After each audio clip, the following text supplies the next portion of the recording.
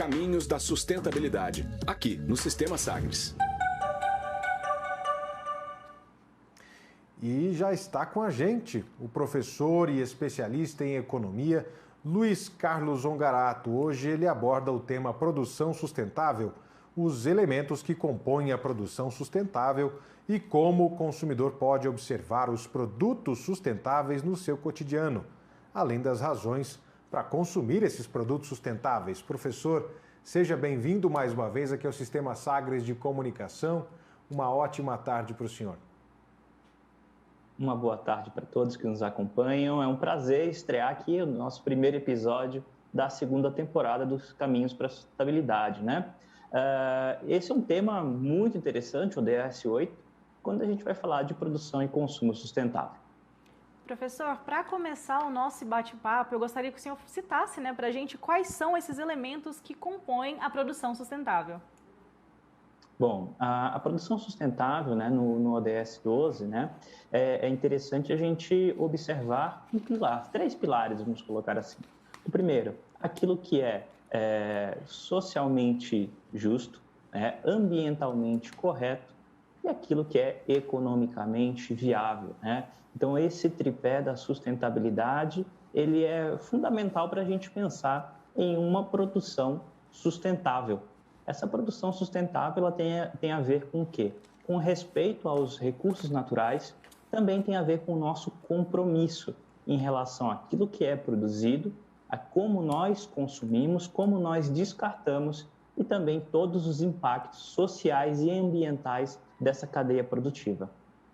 E aí, professor, uma pergunta que a gente faz, já que nós estamos aí bem próximos, né? Gostaríamos que estivéssemos mais distantes, mas 2030 é logo ali. E esse é um dos ODSs que nós incentivamos e apoiamos para desenvolver até 2030 e então dali em diante.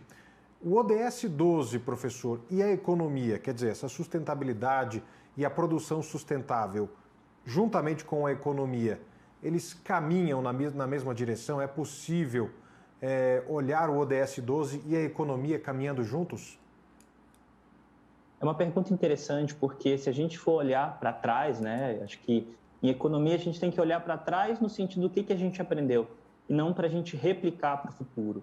Se a gente olhar para trás, a gente vai perceber que a economia, desenvolvimento econômico, prosperidade, ela nunca foi levada em consideração a sustentabilidade. A gente, em uma economia com base no petróleo, principalmente, desde lá da Revolução Industrial, a gente tem o quê? Os recursos naturais exclusivamente sendo explorados para um conforto ali, bem-estar da população, sem um compromisso com a geração futura. Então, esse é o principal desafio quando a gente vai falar em produção sustentável, em sustentabilidade. Há o compromisso, sim, com as próximas gerações, por isso que essa agenda, né, ela é uma agenda que ela foi pensada há 10 anos atrás, então para quando 2030 chegar, né, ou chegasse, né, que está muito próximo já, a gente já ter um mundo diferente, um mundo com um pensamento diferente. Então, essa proposta de desenvolvimento sustentável do ODS 12 é justamente para a gente pensar nessa quebra de paradigmas. A gente deixar aquela economia que gerou riqueza para poucos países, né? Por exemplo, no nosso caso, o Brasil, a gente não é desenvolvido, né, à luz dos outros países, das maiores economias do mundo. Então, isso chegou a um ponto de limitação, Johan. Professor, com o passar do tempo, é possível perceber que as pessoas estão se conscientizando mais a respeito do meio ambiente. Eu queria saber do senhor se isso está sendo cobrado também das empresas. O cidadão ele acaba exigindo que as empresas tenham esse viés mais sustentável? Sim, também é uma questão interessante, principalmente do lado comportamental da economia, né? Por quê? Vamos pensar. O consumo ele está ligado muito a um status social. Então, se eu vou, por exemplo, fazer um churrasco, vou comer muita carne, né? Vou beber muita cerveja, enfim, vou consumir muito. Quando a gente fala de redes sociais, a gente está falando do quê? De ostentação, né? De mostrar que a gente está consumindo. E aí a gente vem com aquela pergunta, né? Poxa, quando chegou a minha vez de consumir, E agora que eu tenho dinheiro para consumir, ou não, né? Vamos colocar assim, agora que eu quero consumir, a gente tem que repensar todo esse comportamento. E os consumidores que já estão antenados nisso, né? Eles já têm empresas que já estão pensando nesse caminho da sustentabilidade. Por quê? Hoje, tá, existe uma demanda e um posicionamento estratégico das empresas para produzir de uma maneira mais eficiente, mais limpa e adequada ali às legislações, às normas e até mesmo posicionamento estratégico da empresa. Hoje, dificilmente são criados novos negócios, tá, em setores industriais ou até mesmo o setor agro, ele não pensa ou não deveria pensar, né, ou já existem iniciativas visando a sustentabilidade, porque está cada vez mais fazendo sentido para a sociedade esse discurso que para as próximas gerações nós não teremos recursos. Então, esse compromisso entre consumidor e produtor, ele é fundamental. Pois é, professor, uma questão que eu me faço aqui, e esse é um debate que certamente caberia essa questão, é exatamente os rumos que a sustentabilidade e o consumo podem tomar. Dá para falar, ao mesmo tempo, em produção sustentável, sustentabilidade e consumo? Eu fiz essa pergunta inicialmente falando sobre economia, mas hoje parece que essas duas palavras elas estão distantes, né? Consumo e sustentabilidade. Como é que a população pode se dar conta de que esse é o momento certo para começar a consumir produtos sustentáveis? Dá para pensar nesses dois termos ao mesmo tempo? Dá sim. Às vezes pode parecer distante, como de fato é, se a gente for olhar as questões macro, né? Elas parecem estar distantes. Vamos falar primeiramente sobre a produção. Então, como identificar, por exemplo, se um produto ele é sustentável? Primeiramente pelo rótulo, né? Saber para onde é destinada aquela embalagem. Existem vários selos, por exemplo, de reciclagem, né, que dizem assim, olha, esse produto aqui tem a sua compensação, né, de lixo, de emissão de lixo, realizada com logística reversa, ou seja, aquele lixo que é destinado ali ao aterro sanitário, enfim, ele é compensado pela empresa, a empresa investe justamente nisso. Outra forma é saber se a embalagem é biodegradável, tá? É saber se aquela empresa que, de repente, utiliza recursos naturais, qual que é o tipo de gestão do meio ambiente que ela faz. Então, cabe muito essa procura, essa forma ativa do consumidor saber aquilo que ele está consumindo, seja no supermercado, dá uma olhadinha mais no rótulo, seja nas próprias redes sociais, que isso é divulgado pela empresa, é interessante, porque assim elas conseguem agregar valor. Tá?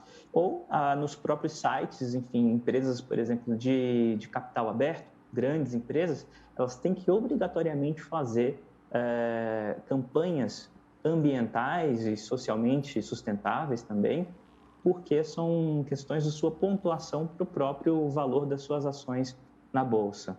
E pelo lado do consumidor, né?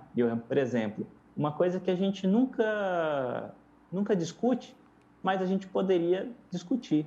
Por exemplo, você aceitaria ganhar um presente sem embalagem, né? Sem aquele papel de embrulho, né? Papel de presente? Aquilo sempre é descartado. Então fica aquela reflexão. Uma outra questão que a gente pode resumir muito simplesmente, assim, quando a gente vai numa praça tomar uma água de coco, a gente sempre tem a opção, tá, de tomar no coco ou levar a garrafinha de plástico para casa. Então já vem uma embalagem natural para aquilo. Para que eu vou comprar numa garrafinha de plástico que vai gerar mais lixo? Uma outra questão também tem muito no supermercado, a questão das frutas fora da casca que são embaladas em embalagem de plástico. Aquilo tem sim um propósito para muitas pessoas que têm problemas locomotores e tudo mais, mas a gente sabe que não são tantas pessoas assim pela quantidade, né? Então, de plástico que é gerado, embalagens excessivas, tudo aquilo que a gente gera de lixo, né? Porque acontece, você que nos acompanha aqui na Sagres, que muitas vezes a gente não tem compromisso com o lixo que a gente gera. E a gente acaba, isso aqui tem alguém para cuidar, tem alguém para levar aquela lata de lixo para longe de mim. E eu acabo que eu esqueço da minha própria produção de lixo dentro da minha casa.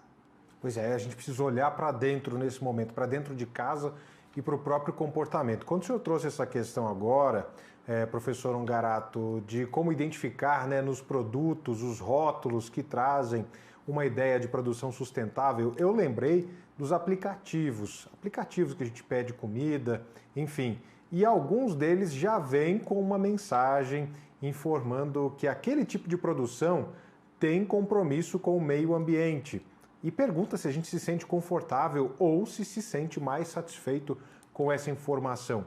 Esse também é um sinal de que essas empresas, as empresas que vendem por aplicativos, como são os casos dessas de entrega de comida, por exemplo, também é um sinal de que essas empresas também querem se mostrar mais preocupadas com o meio ambiente. É uma mensagem tão simples, né?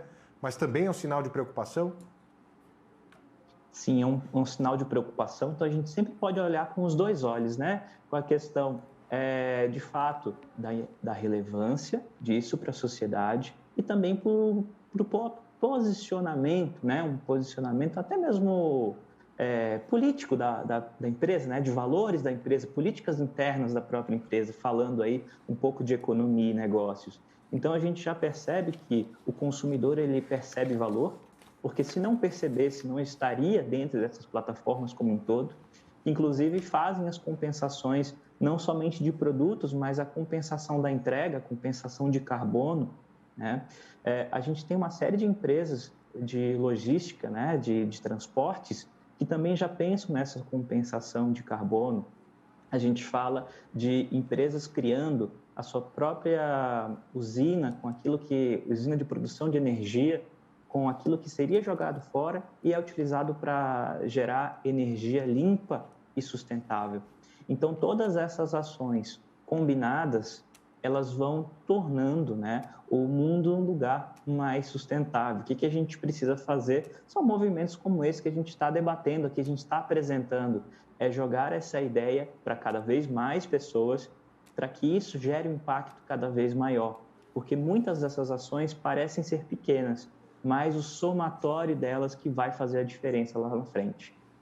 E, professor, qual é a importância de alinhar o crescimento dos negócios a conceitos de sustentabilidade?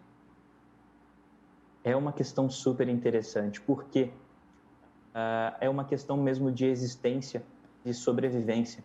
Se a gente seguir, né, com esse modelo de negócio que a gente tem, né, modelo econômico que a gente tem, a economia baseada no petróleo, a gente vai ter um problema lá na frente. Primeiro, escassez de petróleo. O petróleo é finito, ele não é infinito. E se nós nos preocuparmos apenas quando ele acabar, a gente vai ter um colapso econômico. A gente não vai ter mais empresas, energia, a gente não vai ter, por exemplo, materiais de produção que são derivados do petróleo, que são muito mais importantes, né? Muita gente pensa que o petróleo é importante para a produção de energia apenas, energia seja de gasolina, de diesel, energia termoelétrica. Ele é fundamental para uma série de tecnologias como a nanotecnologia, tá? Então, tem vários produtos que são derivados do petróleo, como produtos à base de plástico, tá? Que vão ter a sua cadeia comprometida e a gente não vai ter substituto. Então, além desse compromisso com o hoje, para a gente manter os negócios que já existem, os negócios futuros, que têm mais chances de crescimento, que têm mais chance de longevidade, eles já devem ser pensados de uma forma diferente, porque senão a gente não vai ter, por exemplo, uma economia sólida em 2030, em 2040, em 2050. Tudo tende a colapsar. Pois é, professor, tudo ou quase tudo que a gente usa, consome, compra, tem petróleo, tem plástico e a gente precisa realmente mudar o nosso comportamento para que esses elementos, alguns deles escassos, como é o caso do petróleo, escassos não finitos, né? A gente precisa mudar o comportamento para não depender tanto desses materiais. Mas eu vou pegar um exemplo aqui do comércio, por exemplo. Um tênis que foi lançado até bem pouco tempo tem a promessa de trazer só materiais que não fazem mal ao meio ambiente e prometem também ser mais sustentáveis. Mas quando a gente vai olhar o preço desse produto, ele é quase 3 ou 4 vezes mais caro do que um tênis comum. Como que isso também pode mudar? Um produto que tem muito valor, mas que também tem o seu preço elevado quando a gente fala em sustentabilidade. Professor, isso também precisa mudar, né? É verdade. Esse é um grande desafio hoje. Né? A primeira questão é a própria viabilidade. Qual é a escala de produção desse produto? Hoje ele é consumido e produzido, né, uma quantidade muito pequena, por isso desses preços elevados. Mas se o consumidor ele entende esse compromisso e ele começa a exigir que desde o produto mais barato ele seja sustentável, automaticamente vai haver mais demanda por produtos sustentáveis. Então, é justamente esse trabalho de formiguinha, que é o de conscientização do consumidor. Existem poucos produtos, vamos colocar assim como esse que você comentou do tênis, e é um mercado relativamente restrito. Mas se a gente for falar que o consumidor ele tem poder de escolha, ele tem o poder de exigir isso, a gente começa a perceber essa transformação. Principalmente porque, como é que a gente observa isso? Porque simplesmente antigamente não existia produtos com esse posicionamento e começa a ter essas questões. E o segundo ponto importante, né, para a gente finalizar essa questão aí do consumo e da viabilidade de preço, é entender que dentro de uma mentalidade de produção sustentável, a gente tem o consumo sustentável, que não é apenas consumir produtos sustentáveis ou com um posicionamento verde, né, como a gente diz, mas de fato consumir menos e melhor. Esse que é o grande desafio para a gente nesse momento, né? Não ter aquela cultura, por exemplo, de consumo massivo. Assim, olha, em vez de ter 3, 4, 5 pares de tênis, eu posso ter 1 ou 2 muito bons. A ideia é essa. Professor, o senhor falou agora sobre essa questão do preço, né? Eu gostaria que o senhor falasse também um pouco a respeito de quais são as principais razões para o consumidor consumir nesses produtos sustentáveis. Porque, às vezes, pela praticidade, né, acabam comprando produtos já embaladinhos ali, ou produtos que contêm muito plástico. O senhor poderia elencar para a gente quais são esses principais motivos para a gente consumir produtos sustentáveis? Primeiro, né, a gente tem que repensar o ato de compra.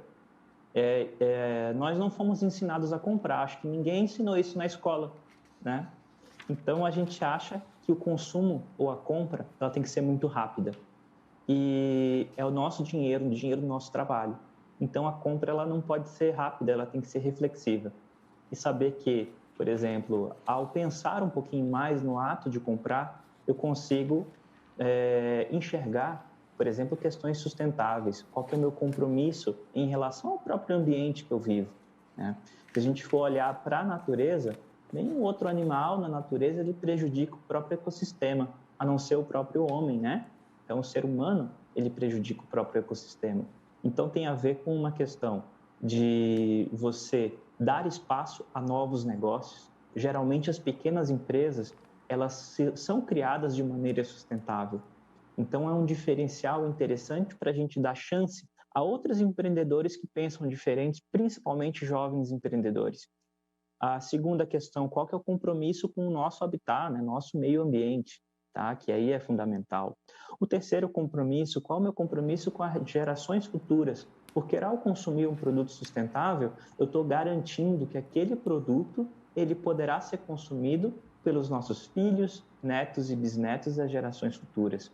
Então, existem vários motivos que vão além do financeiro, né? Muitas vezes a gente pode não ter escolha, né? Eu tenho que comprar o produto mais barato. Mas se a gente começar a repensar aquilo que a gente está consumindo e tendo um tempinho a mais para pensar sobre o consumo, né? Dar uns 2 minutinhos a mais para fazer aquela compra no supermercado, com certeza nós faremos escolhas melhores. Professor, é muito interessante essa questão que o senhor trouxe para a gente sobre não nos ensinaram a comprar, né? A gente não teve esse ensinamento na escola e às vezes os nossos pais também não sabem e acabam não passando isso para a gente. Eu gostaria que o senhor falasse um pouco também sobre como o consumidor ele pode abrir esse olhar, ele pode ampliar esse olhar para aprender a notar nesses produtos sustentáveis no cotidiano mesmo. Interessante também. Vamos falar assim, existem algumas formas de a gente perceber a sustentabilidade na prática. A primeira, de fato, é observando qual que é a origem daquele produto, seja um produto embalado, seja um produto a granel. seja no açougue, seja na peixaria, seja onde nós formos consumir, seja no shopping, né, em qualquer ambiente. Tentar buscar mais informações. Acho que a informação é o nosso principal fortaleza, nosso principal instrumento, né, de mudança da sustentabilidade é a informação. Saber aquilo que eu estou comprando. Muito nesse sentido de não nos ensinaram e nem nossos pais sabem comprar, é muito na questão da gente pensar, poxa, eu trabalho tanto, é tão sofrido para ganhar R$1 ali no meu trabalho, será que eu tenho que entregar para qualquer um? Qual que é o compromisso de quem está vendendo o produto para mim? A segunda questão é, não necessariamente eu preciso comprar produtos que se declarem sustentáveis, mas as minhas próprias ações.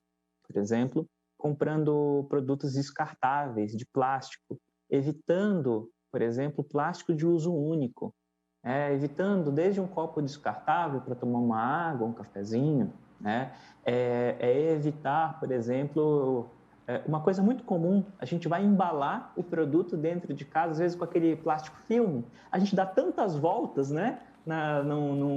numa embalagenzinha ali de plástico, muitas vezes, para tampar ali, e a gente gasta excessivamente. Além disso, a gente consumir adequadamente energia elétrica, consumir água de maneira sustentável e pensar, não é só porque eu tenho dinheiro que eu posso desperdiçar recursos. Tá? É pensar como um todo.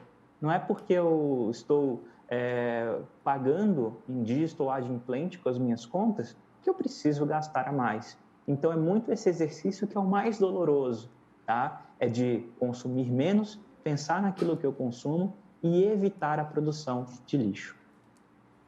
Professor Luiz Carlos Zongarato, especialista em economia, trazendo aqui, abrindo, essa série de 12 episódios da nova temporada dos Caminhos da Sustentabilidade. Professor, obrigado mais uma vez e até a próxima segunda-feira. Muito obrigado, foi um prazer participar e até a segunda-feira. Tchau, tchau. Este foi o especialista em economia e professor Luiz Carlos Zongarato, abrindo aqui então essa nova temporada do Caminhos da Sustentabilidade, uma série do Sistema Sagres de Comunicação que apoia os Objetivos de Desenvolvimento Sustentável da ONU. Nesse caso, destaque para o ODS 12, que trata do tema consumo e produção sustentáveis.